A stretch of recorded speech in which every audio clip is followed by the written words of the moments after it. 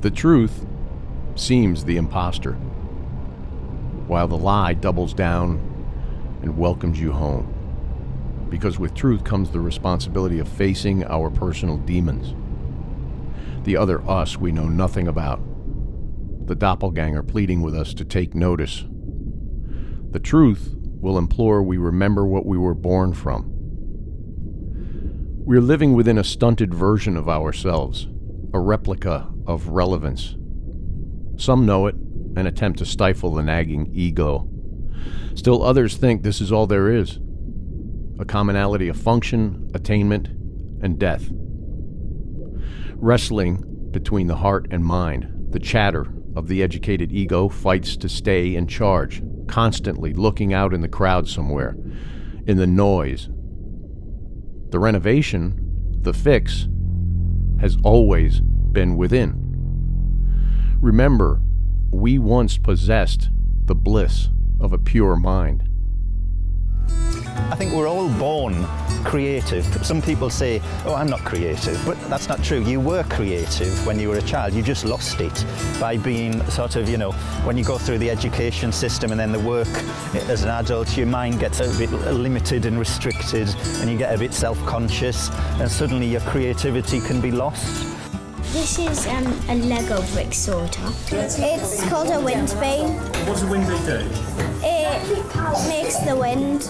And if it's untidy, 6 arms will pop out, go through holes in the wall and tidy up your room for you.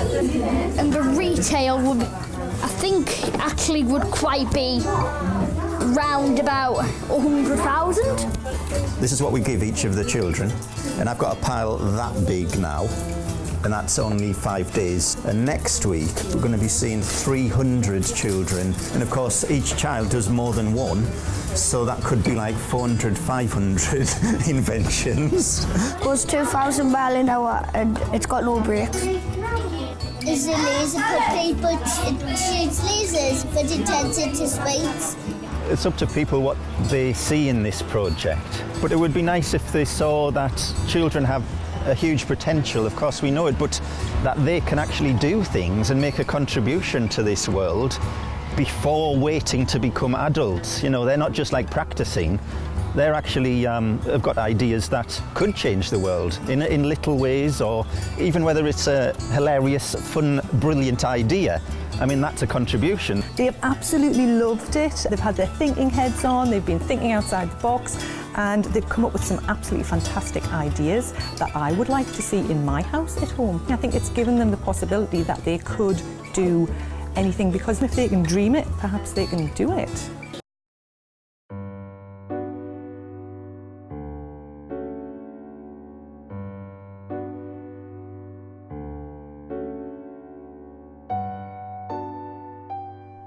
We all went to school, as did our parents and theirs before them, and so on. They toiled in the corporate world and worked their way up the ladder, even if they hated the job. If the money was right, some even turned away from pursuing dreams. Still more compromised their health. They'd put up with a psychotic boss or a company that they didn't even believe in. But we all avoid that person in the mirror, the other you, the one with many questions that rise from the heart. Fear grips most of us. The fear of not having enough money, groceries, shampoo, trash bags, pension, healthcare, cars, gasoline, shoes, clothes, and this list could go on forever. Fear for not taking the plunge into our deepest questions should be at the top of the list, especially with the state this world is in. But we cling to that which has kept us in line, in lockstep with the very system we despise and most times fear. We spend our collective lives looking for the culprit, the cause, the reason, the excuse, and the juggernaut is much closer than we can even fathom. It's worldwide in scope, and to know that is 7/10 of the battle. We economic hitmen have managed to create the world's first truly global empire, and it's basically a secret empire. We do it many ways, but principally we identify a country that has resources our corporations covet, like oil, arrange a huge loan to that country from the World Bank or one of its sisters. The money never actually goes to the country, it goes to our own corporations to build big infrastructure projects in that country that help a few very wealthy people, but don't benefit the majority of the people who are too poor to buy electricity or have cars to drive on the highways, and yet they're left holding a huge debt that they can't repay. So we go back at some point and say, you know, you can't pay your debts. Give us a pound of flesh, sell your oil real cheap to our oil companies, vote with us on the next critical UN vote, allow us to build a military base in your backyard, something along these lines. And when we fail, the jackals go in and either overthrow or assassinate these leaders. And if the jackals fail, as they did in Iraq, then we send in the military. I don't think the failure is capitalism. I think it's a specific kind of capitalism that we've developed. We've created what I consider a mutant, viral form of capitalism. And this mutant form of capitalism, which I think is really a predatory form of capitalism, has created an extremely unstable, unsustainable, unjust, and very, very dangerous world.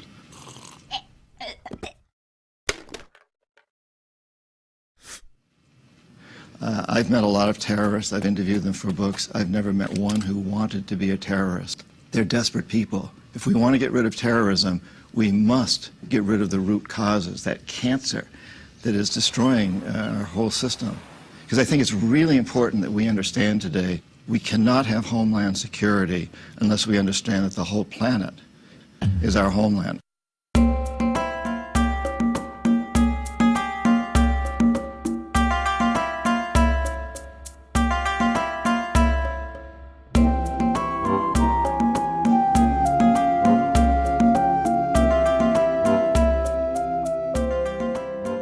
For those of us that know something's not right, we look to assign blame to a politician or a government.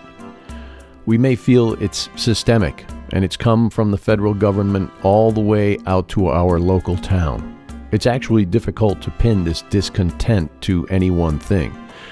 It could be all the above, as well as the financial markets and the sky-high cost of our children's college education.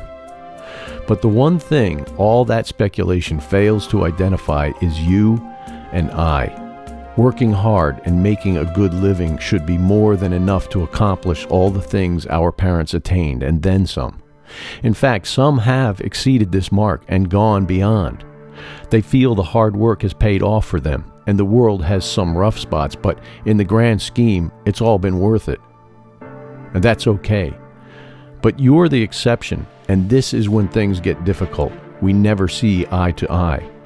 This is where the ego takes over and stands in front of our base qualities.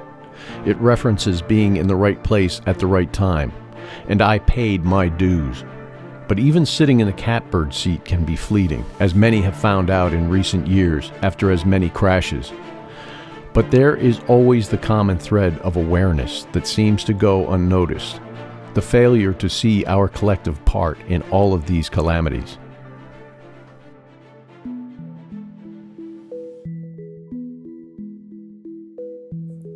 Your mission. Should you accept, is to penetrate the entity of self and undermine its position as the usurper of love and truth on earth. This is the hardest mission of all, for if the enemy is provoked and threatened, it will crucify you in one way or another. Know your enemy. The self is the consummate trickster and skilled in the art of deception. It's fooled humanity since the earliest of times and continues unabated today throughout Western civilization. The first global culture to be completely possessed by this alien parasite of self. The self is a word that describes something fundamentally selfish in revolt to the good of the whole. It is most recognizable as the worrier in the head that's unable to stop thinking when anxious or troubled by a relationship or event. The self is the feeling of gloom and emotional discomfort in the pit of the stomach when depressed or fed up with life. Everyone is aware of the troublesome self, but few ever succeed in vanquishing the imposter. The majority of people have little time or inclination to look for any deeper meaning beyond the need for material security and the sensual experiences of modern living. Be advised that you are entering an alien environment where nothing is as it appears. You will begin by being born into a physical body and assigned an earth mother and family. Assigned being the operative word. That's my input.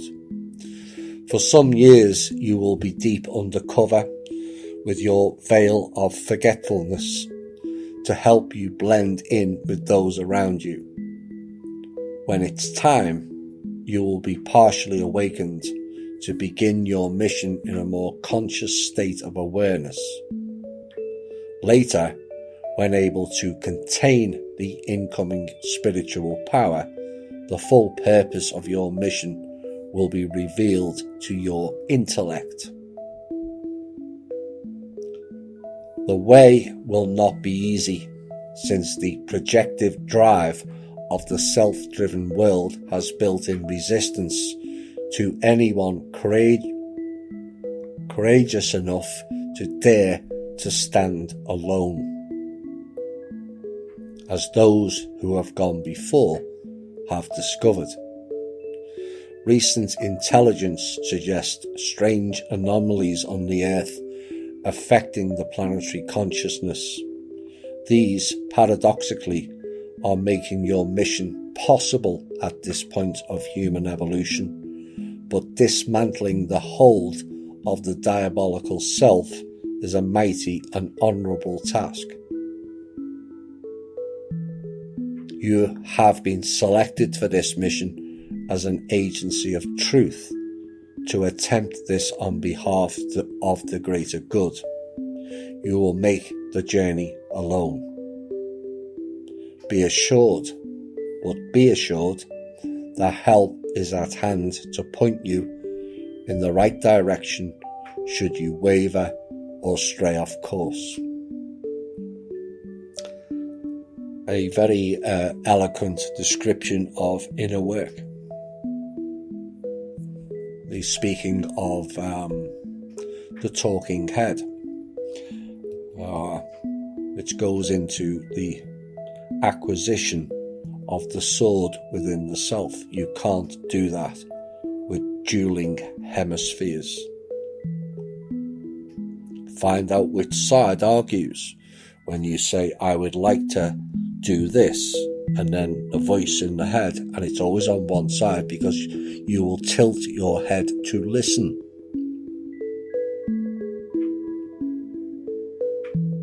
That sound tells you you're not good enough.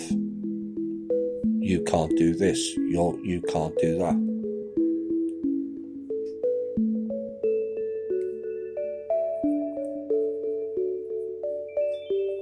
Reductionism. All comes from the self, little me. And that is what this piece is trying to get across. Drop your limitation program given to you by an external source, which creates the self. But the self is not you unless you've broken it down and claimed it. Only then are you ready to go into the fight.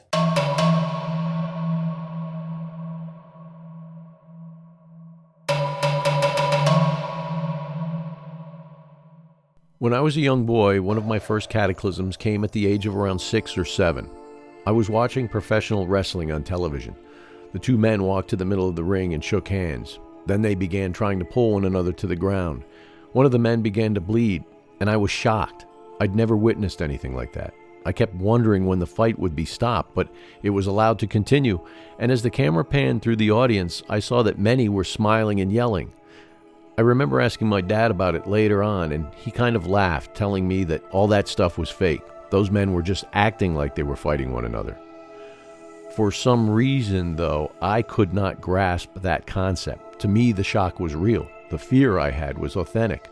So his telling me it wasn't real didn't register as it had when I found out that Santa Claus, the Easter Bunny, and the Tooth Fairy were all fake. I couldn't fathom the concept of fake within my own reality, or what appeared to me as reality. This was my experience alone. All of ours are, of course, different, but there is a common underlying deceit, a conspiracy to co-opt that which appears to all of us as the real world.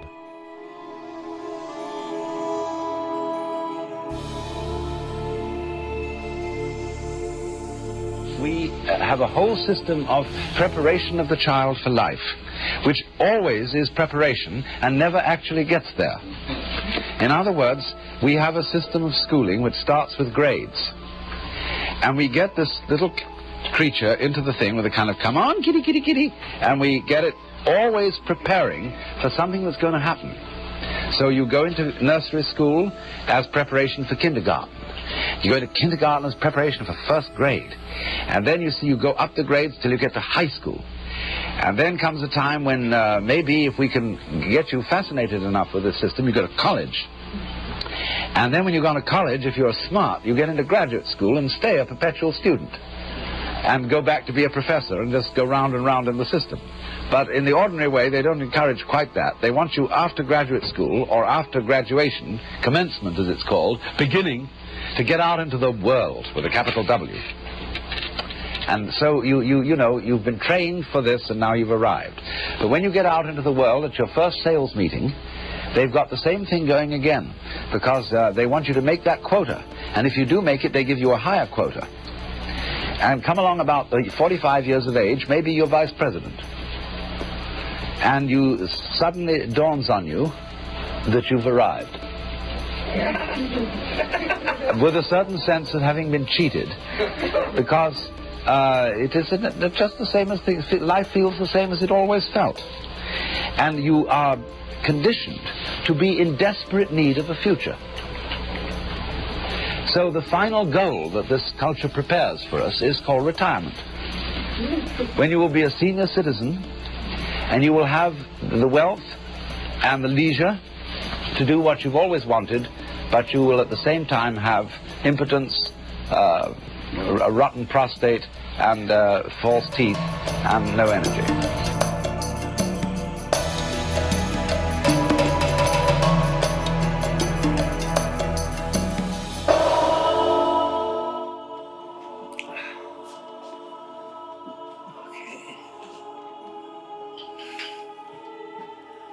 I was born in Brooklyn in 1921. Try your coffee. Thank you. I am 97, which is a big surprise to me. At this age, naturally, I think about death.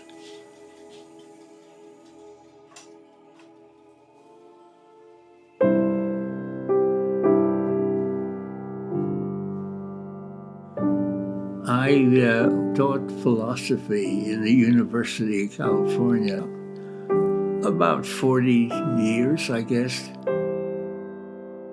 As a young philosopher, I started out going deeply into psychoanalysis. I have published books on self-deception and Chinese philosophy, and I also was working in the theory of ethics and the law, problems of responsibility, in particular in connection with alcoholism and drug addiction. And I also wrote a book about death. And That was about 20 years ago.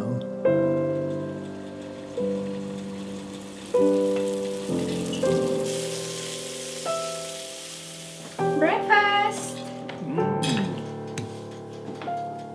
Thank you. You're welcome. Looks beautiful. In the book about death, what I said was, in a nutshell, is there's no reason to be afraid or concerned or anything about death, because when you die, there's nothing. You're not going to suffer, you're not going to be unhappy, you're not going to, well, you're just, you are not going to be. Bacon is good. Mm-hmm. The bacon. It is good. I like this kind of, That's your favorite, right? yeah. It's good. I mean, at a certain point, there's nothing. So it's not rational to be afraid of death. I now think that is not a good statement. Because I think it's important to figure out why it is then that people are afraid of death. Why am I concerned about it? My argument was there's no good reason for it.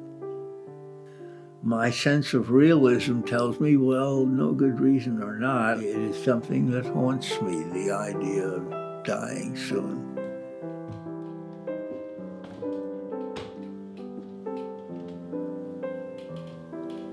I often walk around the house and I ask myself, often out loud, what is the point of it all?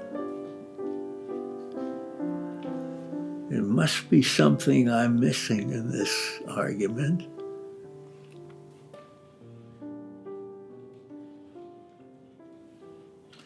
I wish I knew.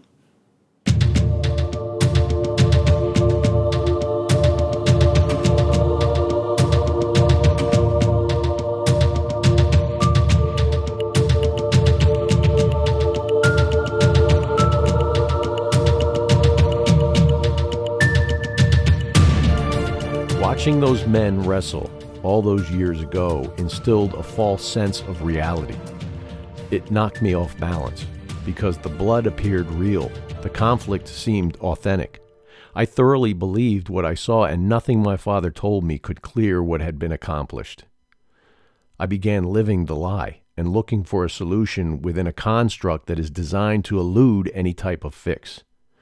It is the incarceration of the mind, the binding back of that very innate capacity within us all, the power of love and the need to fix what is broken.